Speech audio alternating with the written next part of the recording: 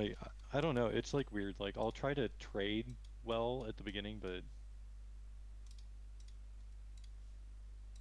that Darius, like I played like a fool into him. Hmm. Well, but as you're heading into this game, what is always important to do is to theory craft. Your team comp doesn't really matter that much, but it's always good to like analyze and see what a potential win condition for your team comp could be, and also analyzing your lane. Think about the matchup. How do we play trades? What conditions do we wait on in order to trade with him? Yep. And what do we respond with at that level? Who wins at level 1, level 2, like these type of things. What is your thought process as you head into this game now?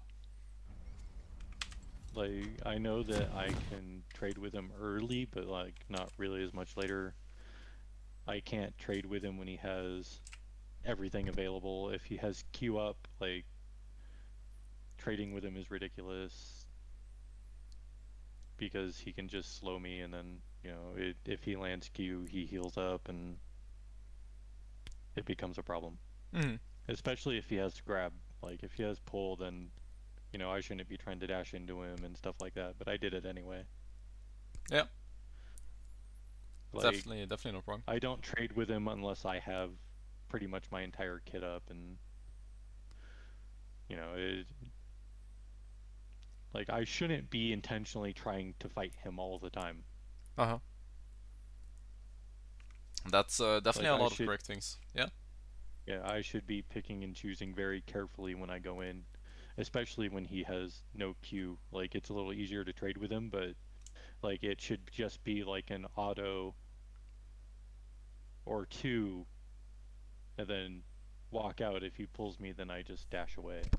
Mm. That's Or wait for him. If he has no Q at least, then dash. But if he goes to throw a Q, like I want to stay closer to him so he doesn't do all the damage and all the healing, and then I can dash away. yeah. No, that's definitely fair, and I can understand your thought process with that. I want to give my intake on this matchup though, Okay, because the things that I look at is that I first of all I look at his summoners. Okay, right. well Darius has teleport. Um, First of all I would say that this is super troll. Why? Because Ignite for him is extremely good with the bleed. Ignite is good, but Ghost is better. Okay. The Yeah, well, reason why is because typically on Darius, like you can see, typically what you do on you can Darius, just run somebody down. exactly, you take Nimbus Cloak and you take Celerity and you run people down. This guy is hard trolling by playing these runes. These runes are so shit on Darius. You play this into ranged Yeah. matchups. Or well, you do it in some of the ranged matchups versus Tristana and stuff like that, but generally you don't. Yeah. So what that tells us is that we can play a lot more aggressive than we could have if he had Ghost. So Right. in theory, in this matchup, if he plays it accordingly with or with correct runes, with correct summoners, what you would have to do is that you would have to make sure that the wave would always be on your side of the lane, so that you could play around your short trades, and you could play around that once he gets level 3 and he's able to play around his kit a lot better. Right. Because the thing, as you said, is that he wants to play around prolonged trades. And the thing that I like, or the thing that or the way I look at Shen, is that you're kind of like an all-in champion. Yeah. You use all of your abilities as you jump into trade with someone, right? And Right. then you don't have anything, and you run away. With Darius, he just keeps on going, and he keeps on going. Until, like, he can't do anything, obviously. And Yeah. the reason why, obviously, you want to wave on your side is that you have, like, closer escape routes. Closer to the tower and easier to get out. Mm-hmm. Definitely so. So, in terms of like level 1, that kind of stuff, I would say you hard win level 1. If I were you, I would level 1 Yeah. cheese. This is something that you I don't even can. think I did that. Yeah. I think I actually ran up to like his top lane Okay. bush and then like threw my sword Oh, down okay. over Yeah, yeah, there. yeah. Mm-hmm. But I didn't really want to fight him in the river because I didn't know if Diana was gonna go try to take Skarner's blue or not, or. But I mean, I should have beat both of them together because Darius, I think, starts Q this match, Yeah. Oh, which that's is true. interesting. That is for sure very interesting. But yeah. And then it comes to like trading patterns, and what I look at them is that I try to imagine like how a trade would go, and how it benefits how a trade can benefit Shen the most. Right. So the thing that you want to do on Shen is that you want to bait him in order to EU.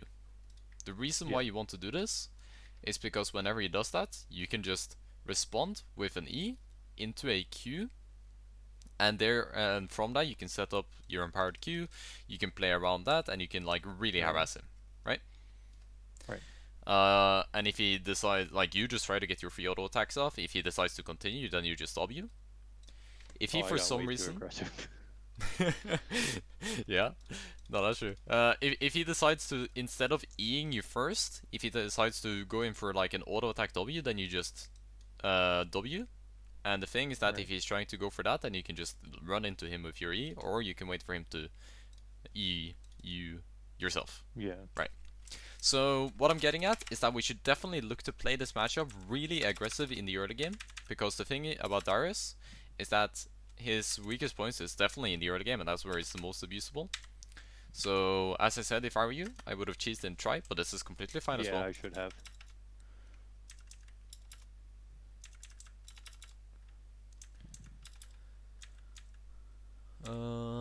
Alright, that's fine. Obviously what you're trying to do here is to line up your blades. I kind of figured that he was going to start autoing minions a little earlier, and I was just like, oh, he's not autoing minions, what the fuck is he doing? And then I realized, oh, he's just going to let me push. That's interesting. Uh-huh. Yeah. I figured he was going to be a lot more aggressive, If I and were he you in was a situation... extremely passive. Yeah. No, I can see what you mean. The thing that I would do in a situation like this, where where you the thing that you're expecting to happen here is obviously for him to push, and that's fair. Yeah. But the thing is that you should be constantly looking at whether or not he's doing this. What with the way that you're playing now? I should have played up more instead of being behind my front line. I could have been forward more. Exactly. Whereas, because my sword is behind him, so I could have played forward and still gotten autos off on him without losing too much. Yup. Exactly. And the thing right here as well is that you set this as a condition in your head. You said Yeah. to yourself heading to this game, I know that this guy's gonna push. Level 1. He's gonna play aggressive. Because you're playing in the way as if he's doing this right now. Right. But the problem is obviously that he's not doing it, right? He's not doing it. So therefore this doesn't work. What you want to happen in this lane is that you want it to be what do you call it, static. You want it to be static in the early game. Why? Why do you want Because if to... he's not Yeah? pushing and I'm not pushing, it sits in the middle. Exactly, you want it in the middle right here in the start, so that you can play around these trades, or you want it on your side. You never want it on his side. Like, that is the main point of this. You don't want him to be able and to have the choice to prolong the trades. What we want to do here is that we want to go for super aggressive trades. Now, why do you think I say that? I'm gonna press tab and give you a Because it's hint. going to force him to...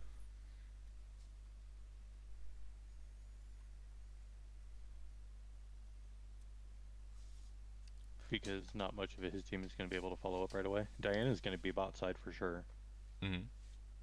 Well, yes. We know that Diana started bot side, so he's not gonna get any help. I actually saw wrong. I thought he started D-Blade. So what I was getting at is that you have better sustain anyways. And the way that you should be trading now in the early levels is that you should be thinking, okay, let's say I lose 80 HP and this guy loses 50 somehow. Right. Which is not a possibility, by the way. Unless you stop auto attacking or you play with your feet or something, this is not a possibility.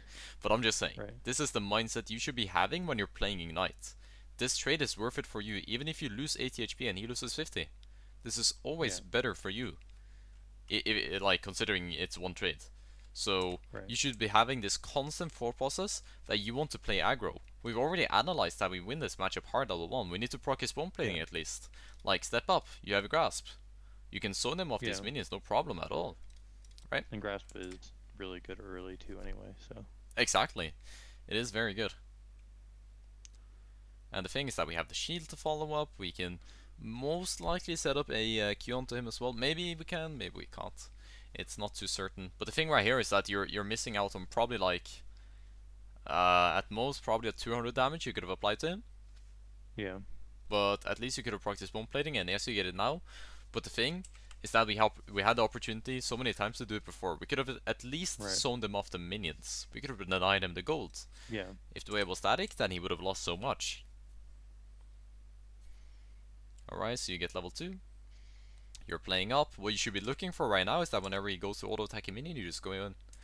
So, if I were you right now, what I would try to do is that I would just try to tether. Do you know what that is? No, I've never heard the term before. Yeah. So essentially, like it's kind of a way to bait someone to make it seemingly safer for them to walk up and step up to the minions. Okay. Kind of. But essentially, like the real point of it is for them to use some abilities onto you. This is something that applies a bit more in mid lane, but I would actually say that it does apply in top lane as well. Because what Yeah. you want to do in a scenario like this is that you want to tether, meaning that you click. Let's say you're standing here. This is you. Right. You click back and forward, making you constantly move in both directions so that he can't ever predict you and as to where you're going. You're standing far enough back for him to feel a bit more safe as to when it comes to stepping up to this minion. It makes him be able to do it. And whenever you see a minion about to die, then you walk up. You don't right click on the Okay. minion, but you click, click, click, click, and you right click. The reason why is because Right. when you're versus Darius, let's say it's a bit later in the game. That's why this concept is really important, by the way. If you right click on this now, if you were standing all the way over here, your pathing would be locked. If you click, Right. click, click, click, and then click on it, your pathing is not going to be locked. You're going to be still able to move around. You won't have to cancel the pathing. And therefore, like, this is like it's like it's pretty mechanical thing and it's like a good habit to get into. Right. But the 'Cause I thing mean, like right there, I was walking back and forth, but I was doing it on top of the minion, so I should have done it farther back. exactly, because like the thing about League is that during laning phase it's all about communication. And the thing right here as well is that I forgot to mention, but like the thing that people don't know in the elo is that they have no idea when level 2 even happens. With how Yeah. this guy is playing, he has no idea as to when level 2 is ever gonna happen. You proc his bomb plating, really good. Our Q goes on Right. cooldown, sure. If I were right here, I would try to just dust it. Now the reason why is because he's level 2 right here. If you delayed your level 2 a little bit, you could have set up an instant engage with your level 2 if you just waited for your Q cooldown to come up. Yeah. And this would have cost him a shit ton of HP. Like, right here, you just want to wait for your cooldowns. Maybe a minion dies, maybe a minion is about to die, whatever it is. It's different from game to game, obviously. He steps up, what happens? You take a shit ton of his health, and there's no counterplay for him. If he does the mistake of stepping up, which he is now. This guy is, like, you should be communicating with him. So let's say this guy tries to go for this minion. Well, what you're going to tell him is that I'm waiting for my Q for 5 seconds. Yep. Once I get it, or I'm going to try to delay my level 2 to surprise you, and then go in on you whenever you do this, right? So you Right. should try to like communicate like in that way, like with well, it's more with yourself in one way, because the thing is that Yeah. people in this elo, people I'm don't trying communicate to tell back. him at the same time, but it's more As like long it's yeah, it's more of like I guess like a kind of like a mind game, I guess. But it's like I'm telling him I'm waiting for my cue. I'm gonna zone you out, kind of thing. hmm as long as you get what I mean by it, that's the Yeah. important thing. So problem I right there. understand it at least. Yeah, there's a problem with how you push the wave here. Why? Yeah. I shouldn't have. I should have not been autoing minions when they were before they were dead. But let's say we just push it anyways. Right. What is important to remember? When do we want to push it in by? At what time? That's a good question. I don't know. Well, let me tell you a concept that's really easy to remember and is really easy to apply. In every single game, every 30th second, there's going to be a wave arriving at this turret. At exactly that time. So, at the next one, it's going to be 2:30. And this is going to be the third wave. What's special about the third wave? Well, it's a cannon wave, right? Cannon. So, what is happening here is that you've set up a push into him, a stacked wave. Okay. Well, you know that the next wave is gonna be a cannon wave. Okay, well, what kind of info does this give us? We're about to push in a large wave into his turret. We're about to try to get some sort of advantage by this. You should have already thought out a thought process as to what you should do. I'll bring up my suggestion afterwards. But what you should do in theory here is to try to get this push in, like, probably kill off As all the soon as minions at possible. 225. So that Okay. you have time for the minions to walk into the turret as well, right? Right. And try to set it up from there. So that it pushes in. Next wave is a cannon wave. So that you know that Darius level 2, do you think, or level 3 is, he's gonna hit level 3 on the wave, so, but do you think Darius level 3 can push in a cannon wave that's crashed on his side of the lane? That's gonna be crashed on his side of the lane before the next wave comes? Like, so Probably within not. 30 seconds, do you think so? Including this wave No. as well? No, definitely not. No. Okay, well the thing is that what I'm getting at is that this is gonna give us a lot of time to do stuff. Any suggestions to ask what, or as to what we should do? Probably ward their Tribush or ward river. I could recall. Yeah, you could I recall. don't. Yeah. I don't really have much in terms of CS though, so it's like So you would ward and my try. assumption would ward try would Yeah. be my assumption. Yeah, it's not a bad decision, but there are a lot of better ways you can utilize this. If I were you at this point, in my eyes, you have pretty much one option. If you're super low, then you recall, obviously, right? Right. Realistically, never gonna happen. If you want to recall, then you need to push it in on the third wave, because if not, then you're not gonna get 450 gold. So you're not gonna get enough gold for another deep blade. Right now, what you're gonna have enough gold for is probably, if you get every single minion, it's around 280-ish. So you're not gonna be able to afford anything in base, regardless. Maybe boots. I'm not entirely sure how, like, exactly how much you get, because it's weird with levels, because the minion scale and that kind of stuff. Whatever. What you should do in this scenario is that you're playing blue side, so it's a bit shittier to do.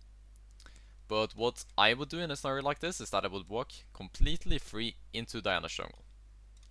I would walk in here, I would look, okay, is red buff up? Okay, well then I'm gonna continue. I would walk down here as well. I know that I have a lot of time. All I have to do is that I have to click on the wave and see. I would walk down to Raptors. If I haven't seen Diana bot lane yet, I would still just sit in this Raptor bush right here, and I would wait for her to come, because why do you think I want to wait for her? I know that she has a shit clear, right? It's Diana. Yeah. This is not a jungler. Her clear is not very good. Exactly. It's the same thing with Evelyn, with you know, these champions that really struggle to excel into the, or in the early game, and it's very abusable. You can sit in this brush perhaps, or you can just leave a ward here. You can leave a ward on Raptors right here. You can leave a ward on the red, or you can also leave a ward at the Krugs. This will tell you their pathing, and the thing is that you can tell how they're gonna path on their next recall. I'm not gonna get too much in detail off of this. We can talk about that some other time. But with one of these wards, you can tell, or probably not the red one, but with either one on Raptors or on Krugs, you can tell how someone paths. Okay. And the same thing applies to when you're playing red side. I think the concept is better here, because the thing is that if your wave is not as big as it is right here, what you can do is that you can just leave off a ward right here and run back to lane. And also, if you see like mid lane rotating, then you just leave off a ward right here and you leave, because obviously it's warded in the territory that you're walking down to, right? Right. But realistically, you would want to get a ward right here, so that you cover both of these camp time spawners.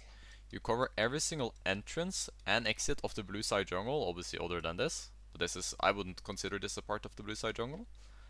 Right. And you can pretty much gain full control of this jungle. And as you know, wave's gonna come back into you, and you know that their jungler is pathing into here. Maybe it's someone you can kill or look for something like that. Right. And you also know that the wave is gonna come into you anyway, so you are in no position to ever get ganked, and you can never die from a gank, and you can also ping your teammates, and you can make it easier for them to understand. Kind of be like a team captain. Not that it's like, I'm not saying that every single teammate is gonna listen and that kind of stuff, but yeah. The problem now, as you see, is that we don't get any advantage from this. No. We go for the ward, but this is just not, or it's barely any of the potential that it had. Right. But looking at the wave now, what do you think you should be doing? What is the correct move? Letting it push. Let it push? That's what I let it do. No, that's correct. I tried to stay in range of XP because I'm not going to trade with him level 3 right now and just try to... Like right there, I should have just immediately taunted him. The thing is that there's two ways you can play this. The problem is that you queue right here, so you have to play a bit Yeah. back. I have no idea where we're going for these minions. We should not even be auto-attacking. The Q was actually fine because we get the Q afterwards. The problem is that what you always want to do is that when he E's you, you want to always try to line up behind him, because most of the time, assuming that this guy is, you know, an actual human being and not the JavaScript, what he would actually Yeah. do is that he would walk this way. And he would line up the queue in this direction, so that say you E'd this way, he would have just followed you, right? Right.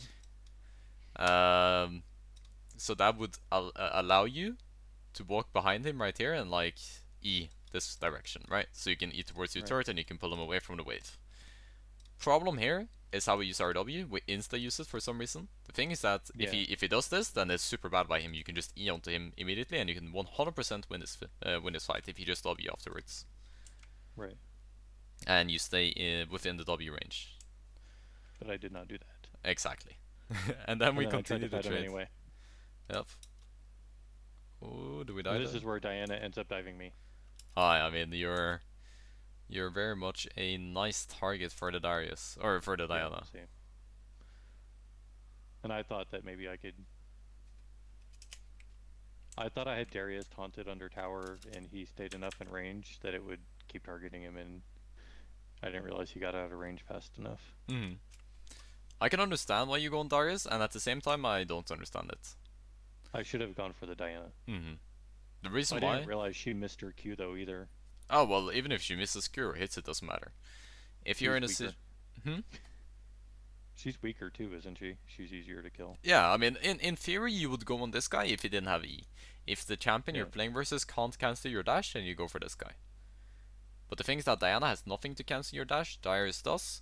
Yes, he would die after 2 turret shots, or probably an auto attack, W, or E, auto, and probably 1 turret shot. Maybe that would have killed him, I'm not entirely sure. But the problem here, as you see, is that your E gets cancelled, and that just forces this play to never work. What you could have at least done is that you could have E'd onto this guy. If he flashes away, you flash away. Maybe you flash into turret range again. You can still have W up after all this time, because the thing, or you would probably use it, but you could flash into the the W range again. There's so many different ways you can play this, and yes, this play is kind of unsuspected. But the thing is that yes, most people don't actually do this in the CLO, and therefore like it's very unexpected that this actually does end up happening. But the thing that you should be thinking right here is that, like, if this happens in this elo, then you should know that this will happen in other elos. This Diana going for this dive is really good, actually, because wait, what? It was a really good move by her. Yeah, Darius didn't even ping it. This is something I never see in this elo, especially when I coach junglers, whatever it is. People just don't click at lane states. I try to do it, but nobody ever wants to do it, so I'm just like, oh well. Exactly.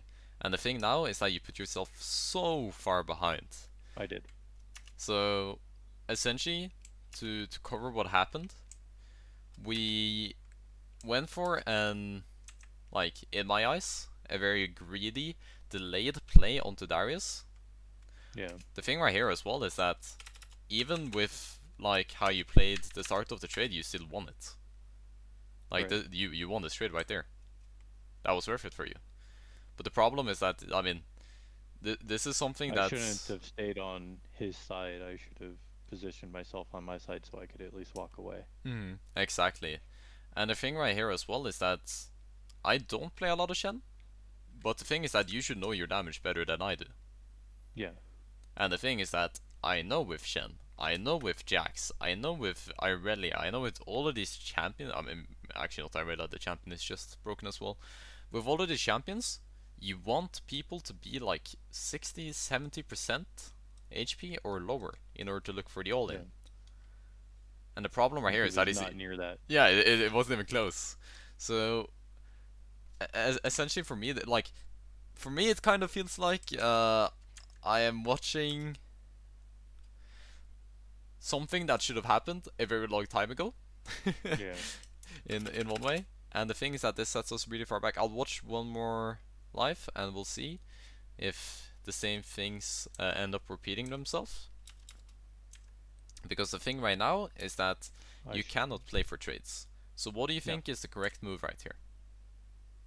Or actually, let me rephrase that. As you come back into lane, what is the move? What are you supposed to do in a scenario like this?